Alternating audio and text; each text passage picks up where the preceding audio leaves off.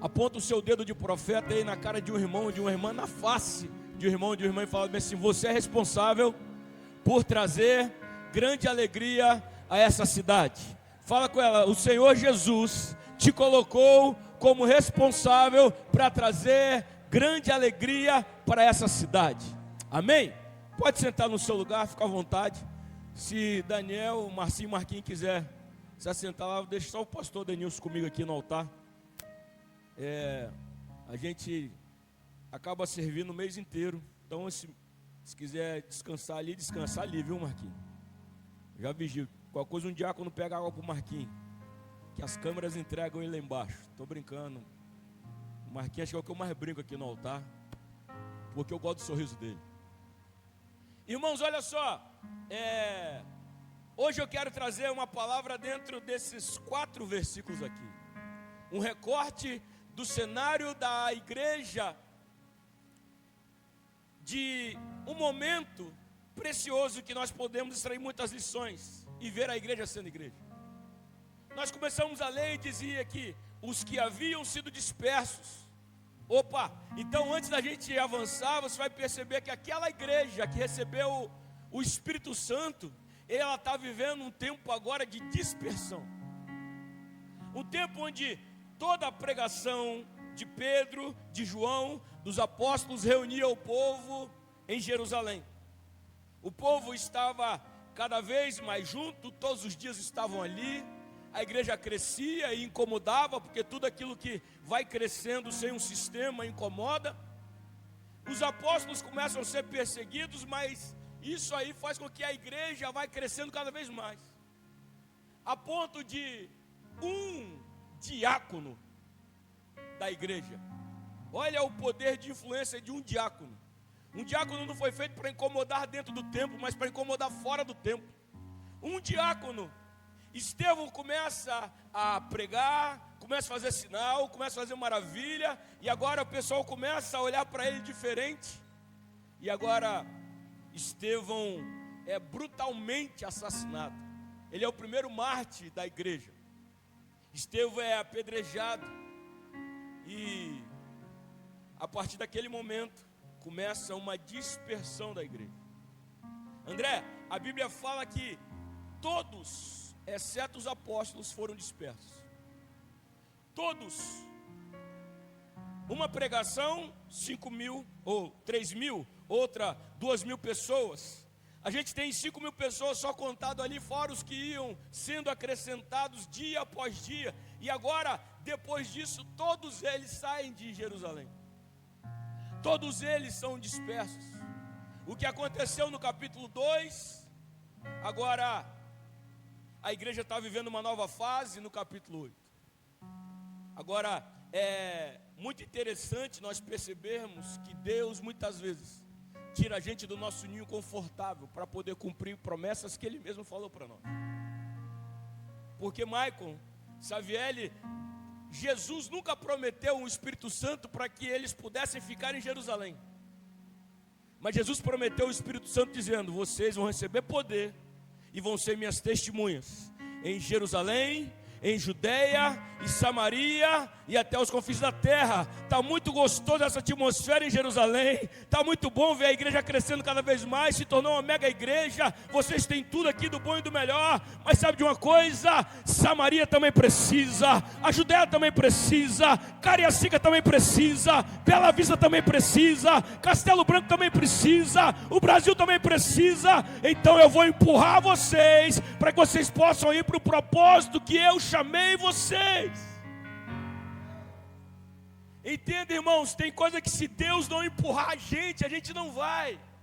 O que nós lemos dispersão, os céus estão chamando de expansão. O que muitas vezes para você é um povo disperso, Deus está expandindo, porque Deus sabe, lá naquela universidade, lá naquela empresa, lá naquele país, lá naquele estado, lá naquele lugar, eu preciso que eles se levantem como testemunhas do poder de Deus.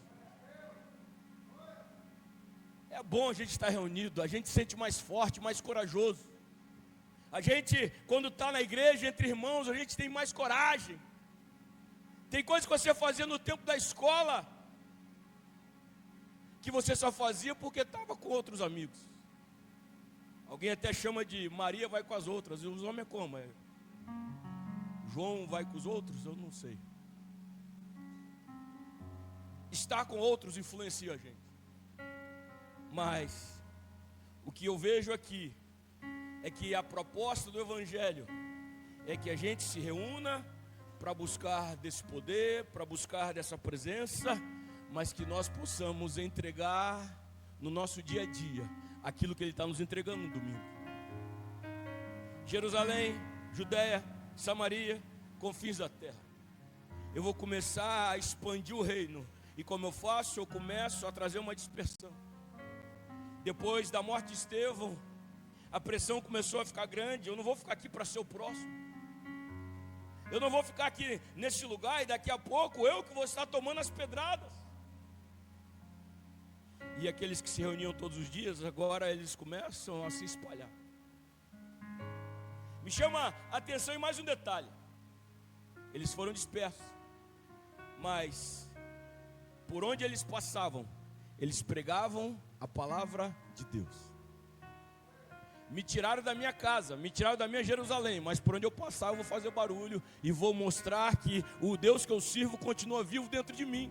E vou dizer, olha, eu só saí daqui porque não me quiseram lá. Mas olha só, sabe por que não me quiseram lá? Porque a mensagem que eu carrego, porque o poder que está aqui dentro está abalando as estruturas dele. Então saiba, tem um Jesus dentro de mim, tem uma presença do Espírito Santo dentro de mim, tem um favor de Deus dentro da minha vida. E eu quero que você possa testificar isso na sua vida também. Por onde passava, irmãos? Acho que foi no final da ceia passada. Foi a ceia passada que tinha uma mesa bonita para nós tomar café ali. Que a Júlia, que não está mais entre nós, está lá em Itacibá, nesse momento, na Santa Ceia de lá. Tirou foto, eu assim na cadeira, depois o Felipe sentou e a gente ficou conversando ali algumas coisas. E é justamente sobre essa ideia de ser uma igreja, irmãos, no dia a dia, na segunda-feira, na rotina. Essa semana eu vi uma imagem. Na verdade, essa semana aconteceu algo e hoje eu vi a imagem. Hoje eu vi uma imagem bem assim. Tinha um cara reclamando da vida e falando, eu não sou útil para nada, eu não sirvo para nada. E enquanto ele falava isso, a vasilhinha na janela dele, ele derramava água assim e falava, eu não sirvo para nada, eu não sirvo para nada, eu não sou útil para ninguém. E saiu. Logo em seguida pousou uns passarinhos e começaram a beber da água que ele tinha derramado. E aí na charge, né, no meme, o passarinho falava bem assim, Deus abençoe quem derramou essa água para nós aqui. Às vezes a gente acha que a gente não é útil, mas a gente não precisa entender o que Deus quer que a gente faça. Aí essa semana, eu fui no mercado de manhã, fui só comprar aquelas coisas assim para passar o dia. E aí quando eu fui para a boca do caixa, todos os caixas estavam com pessoas, eu escolhi como você, a fila menor. Só que na fila que eu escolhi começou a dar problema. Chamava um, aí, por favor, chamava o gerente para ajudar. E as outras filas esvaziando. E eu pensei, vou trocar de fila, mas você não vou continuar aqui enquanto está nessa fila. Aí foi a próxima pessoa, mesma coisa, problema. Aí chegou uma hora, irmãos, que todos os caixas esvaziaram, ficou só aquela fila minha ali. E na hora que eu ia mudar de caixa, senti de mudar de caixa, senti de Deus, fica aí no caixa. Eu, tá bom, fiquei.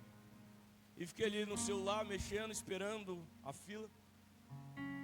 Aí uma mulher que estava passando na minha frente, tinha a cara daquela mulher do quarto de guerra, não tem? Aquelas varoas que você sabe que ela veio do óleo.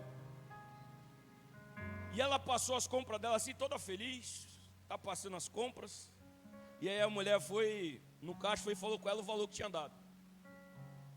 Ela, irmãos, ela estava numa confiança.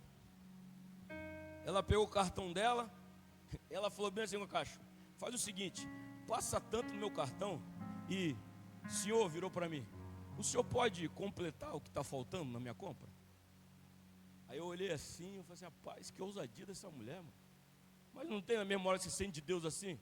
Vai. Eu falei, pode passar o dela aí no cartão, o resto eu vou pagar. Aí senti de Deus, está vendo que você tinha que ficar na fila? Rapaz, e eu senti que a mulher que estava no controle. Aí ela passou a compra dela, passou a parte dela. Chega a menina do caixa, fez bem assim, ó. Na hora de dar o comprovante, em vez de dar para ela, deu para mim. Aqui, senhor. Aí ela falou assim, ó, Deus te abençoe demais, menina. Quando você estava dentro do mercado, Deus falou comigo que podia comprar as coisas que eu ia precisar também para esse dia. E que não era me preocupar, eu sabia quanto tinha na conta. Ele falou, pode comprar, porque eu vou colocar alguém no caixa junto com você, ele vai te ajudar a completar a compra. Irmão, eu fiquei tão feliz que foi tão automático assim. Eu saí felizão, falei, caramba, Deus pode contar comigo no dia a dia. Sabe por quê, irmão? Porque não é todo dia que isso acontece. A minha conversa com o Felipe naquele dia na mesa é os dias que Deus fala para você e você freia. Porque Deus fala no dia a dia e você freia. Que é isso, Senhor? Você está falando comigo? Minha conversa com ele no dia era o único lugar que o pastor Saulo quer ser o Saulo é na hidroginástica com as minhas veinhas lá. Segunda, quarta e sexta, 8 horas da manhã. E aí eu vou para lá para cuidar do corpo, sorrir um pouco com o meu amigo Elieldo. E lá assim, estou lá para cuidar de mim. E dentro da água, eu estou começando a ouvir Deus falando, fala do meu amor por essa daí. Fala assim, ó, aqui não. E sabe que eu sou pastor aqui. Daqui a pouco o pessoal da hidroginástica não vai me aceitar aqui, eu vou ter que ir para outro lugar. E fiquei nessa briga. Aquele dia a conversa era essa. E talvez assim como o Felipe tinha testemunhos, eu tenho testemunhos, você tem testemunhos de Deus no seu dia a dia, falando as coisas, que tem coisas que você faz, tem coisas que você questiona, tem coisas que você tem medo de fazer. Por onde eles passavam, eles anunciavam a palavra. Por onde eles passavam, o estilo de vida do templo era o estilo de vida do dia a dia. O que eles anunciavam no dia a dia. O que eles recebiam, eles passavam adiante no dia a dia. Deus quer ter uma igreja dessa forma, que você não está disperso, você está fazendo o reino viver expansão. Você vai falar para pessoas que nunca vão ouvir um pastor, que não querem ouvir um pastor. Ontem estava conversando com um amigo meu, aí tirei uma foto com ele, aí, pastor Cláudio Galvão é personal trainer também. Aí, até coloquei no meu Instagram ontem, ele e o pastor Leonardo aqui de Bandeirantes. Aí falou assim, Galvão, vou marcar você aonde? No seu perfil, Cláudio Galvão, ou no seu perfil de personal? Aí ele falou assim, posta lá no perfil do Cláudio Galvão. Seu Leonardo não vão atrapalhar meus trabalhos de personal. Aí eu falei, também, né, o shape meu e do Leonardo. Ele falou, não, rapaz, tem muita gente que não gosta de pastor. Eu já perdi muito aluno quando eu disse que eu era pastor. As pessoas no dia a dia muitas vezes não querem ouvir um religioso, irmãos. Eles acham que o religioso está cumprindo uma função, um ofício ali. Mas eles querem ouvir no dia a dia os cristãos verdadeiros, os amigos deles, os colegas de trabalho, os amigos da sala de aula, os seguidores da internet, as pessoas que caminham junto com a vida cotidiana. Isso que faz o diferencial, irmãos. Então, por onde nós passamos, nós podemos ser esse retrato da igreja.